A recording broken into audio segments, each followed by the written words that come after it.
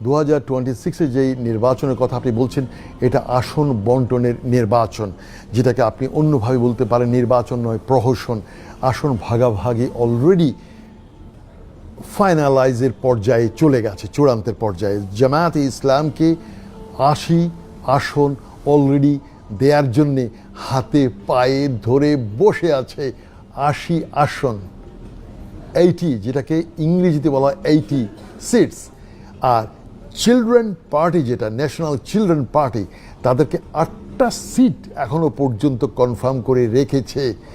আর বিএনপিও চাইছে মেজরিটি তারা পাওয়ার নিতে। তবে আবার বলে রাখছি, যিনি ক্ষমতায় আসুন, জামায়াতে ইসলাম, তারা হবে ওয়াচ ডগ।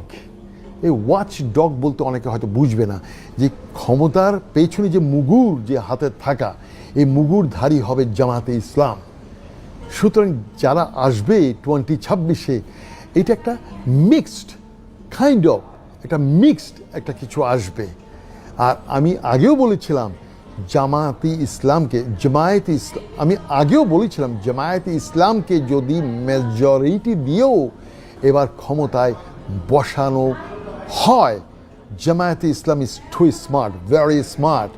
জামায়াতে ইসলামকে সেধে দিল, এবার আসবে না, এরা বসবে না, এরা বসতে চাইবে না। বাট 2028-এ জামাতকে পায়ে ধরে সেধেই তাকে দিতে হবে।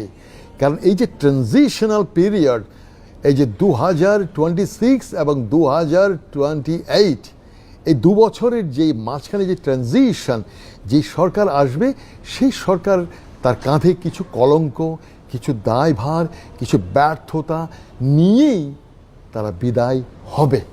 তারপর হবে আসল নির্বাচন। আর এই ট্রানজিশন পিরিয়ড গতবারও হয়েছে, সেই 1980s-এ, আপনারা অনেকেই জানেন। 86 থেকে 88, আবার বিএনপির সময় একবার দেখেছেন 1996, তো 6 মাসের জন্য একবার এসেছিল। এইভাবে কিন্তু খণ্ড সময়ের জন্য কিন্তু অতীতেও বিভিন্ন